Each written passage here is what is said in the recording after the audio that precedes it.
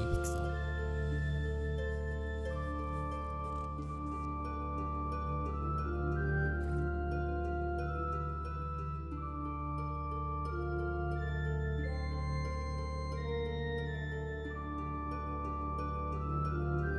Every long-running franchise has at least a few games that shake up the existing formula and provide its audience with a new way to experience familiar content. However, Fire Emblem, despite being nearly 30 years old, has been extremely consistent in terms of gameplay available, and very few entries have any sort of major mechanical changes. That said, the newest entry in the series seems to be benefiting from a fresh pair of eyes that ends up bringing the most out of the established formula, while adding enough to make it a unique title, and dare I say it, really good! I'm Jacob Kavanagh, and this is Noisy Pixel's review for Fire Emblem Three Houses. Oh, truth is, my undershirt got blown away by the wind. And it's not important why, it only matters that it's pale blue. Thank you so much. Fire Emblem Three Houses takes place on a continent named Fodlan, which is divided into essentially 3 countries, each with a different political system: an empire, a kingdom, and an alliance, with a neutrally aligned monastery in the dead center of the continent. In a show of some sort of strange trust between nations, all the royals, nobles, and whatever may have yous send their high school children to a shared military academy there. The player takes the role of Byleth, a nameable silent protagonist and new professor at the aforementioned monastery. This comes after a heroic event where Byleth saves some students, which gets him noticed by the Archbishop, and a job at one of the 3 schools. The first part of your new role as professor is to select which one of the 3 houses you want to teach. Each house contains a selection of students that come from one of the 3 nations.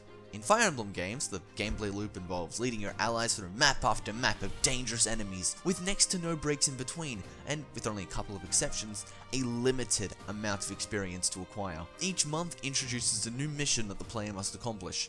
These missions are your classic Fire Emblem maps, and you'll be clearing them with your students. Over the course of that month, you are given free time to prepare. During this, you can explore the monastery, train, or just hang out with the students. Combat in Fire Emblem Three Houses takes the form of a turn-based strategy RPG. You'll guide yourself and your impromptu army made up of school children across the map, attacking foes left and right with the utmost of care. Weapons can break, and you only have a limited amount of coin at your disposal to buy and upgrade new ones. Three Houses keeps the interesting skills introduced in Fire Emblem Echoes and ties them to weapon uses as opposed to HP. These skills themselves are tied to weapon rankings and have a wide array of effects, from extra hit rates, crit rates, to more range, or demolishing characters of a particular class type. Weapons are not tied to classes, and each weapon has its own rank. To use more powerful weapons, you'll need to boost your party members' capabilities with that weapon, which can be done by having them use the weapon repeatedly or giving them instruction in class. Mastering these classes is another way to learn particular skills. However, you can only have 3 equipped combat arts and 5 passive skills equipped at a time, so you need to make plans ahead of time. They're a lot of fun to use and are quite helpful to break up any sort of monotony. Supports are back too, and they're the best we've seen. Due to the use of animation and models, they're much more akin to social links seen in the Persona games, and feel much more natural and fluid. The cast interactions are quite honestly the best I've seen in the franchise. In addition to being fully voiced, these supports benefit hugely from being animated. Characters get to move and react instead of just being static portraits. The overall story also happens to be pretty damn good too, which is especially surprising considering how often it's usually lacking in this franchise. Three Houses gives the player 3 different ways to start off the game,